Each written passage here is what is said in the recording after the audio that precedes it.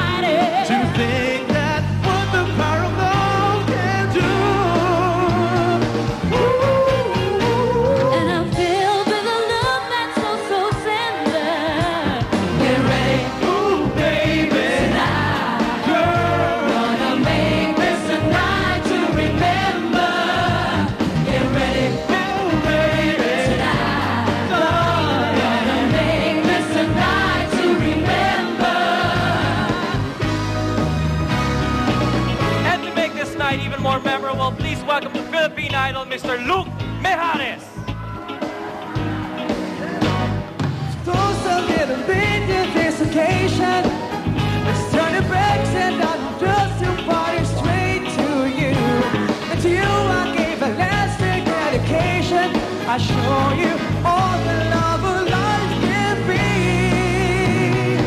Ooh, and I stay, but I'll never let you be.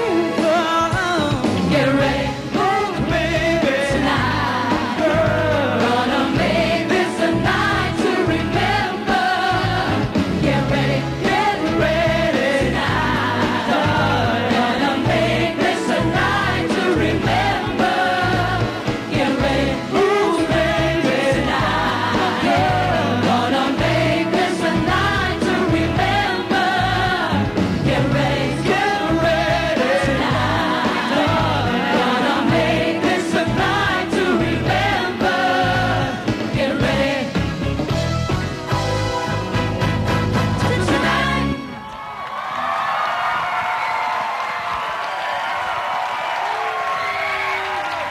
Magandang gabi po sa inyong lahat. Mega Mall, ayos ba kayo? Alright, we are coming to you live from the Philippine Idol Theater dito sa SM Mega Mall. Pero bago natin umpisa ng kantahan, kamustahin po natin ang Philippine Idol Band kasama ni Mel Villena. O Mel, pag nag-decide na ako mag-singing career, ha? Tsaka na. Palakpakan po natin ang Philippine Idol Band, guys. And now we go on to our feisty set of judges. Mukhang nangyari na last week yung sinasabi nilang maninira sila. Constructive ang kanilang criticism. And tonight, we still have them, Mr. C and Mamita. Meron po ba kayong mga bilin para sa ating mga Idol Hopefuls?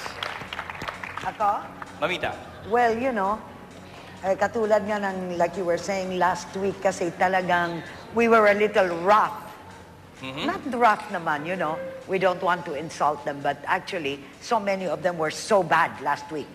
So now, I hope I can see something better, something that they can be proud of. Kailangan ngayong gabi, pakita nila kung anong kaya nila. Okay, thank you very much, Mamita. Mr. C. Well, you see, the life of this competition depends on how good the performers sing. So we really need those good performances every week. So that's it. Alright, thank you very much, guys. And of course, joining them dun sa upuan na iniwan pansamantala ni Francis Magalona habang siya ay nasa Europe. You've heard him earlier. Please welcome to Philippine Idol, Mr. Luke Mijares, our guest judge for this week. Luke, welcome to Philippine Idol. Meron ka bang mga expectations para sa ating mga idol hopefuls for tonight?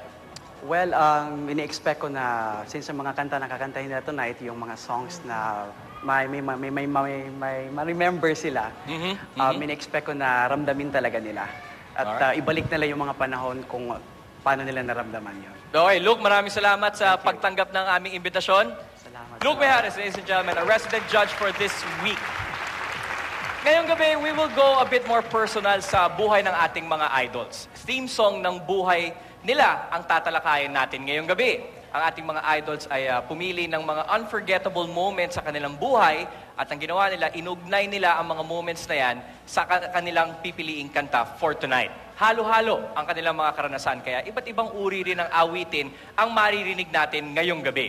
I'm sure excited na kayong makichismis sa buhay ng ating mga idol, kaya umpisahan na natin ang kantahan.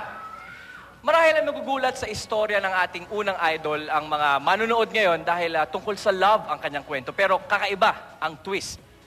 Here's the love story or the non-love story of Apple Chew. Ang theme song ng buhay ko, nakakantahin ko tonight, ay Someone to Watch Over Me. Mahilig ako magbasa ng romance novels. Hopeless romantic talaga. Kaya lang, never pa akong nagka-boyfriend. Minsan, dumarating din yung time na nag-wonder ka ako, ano kaya yung feeling na merong isang special someone na hindi kasama sa family nyo.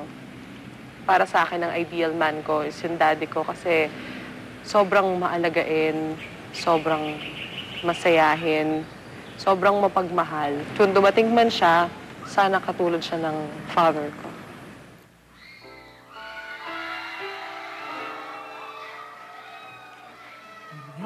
There's a saying old says that love is blind.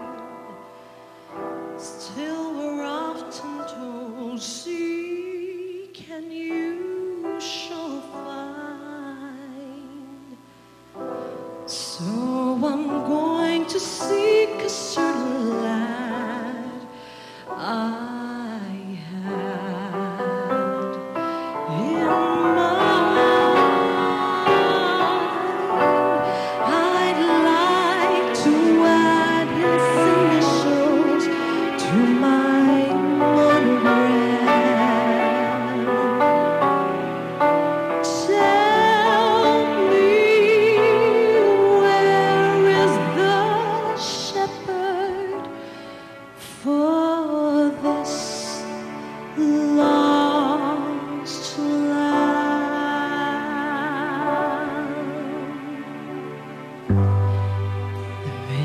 There's somebody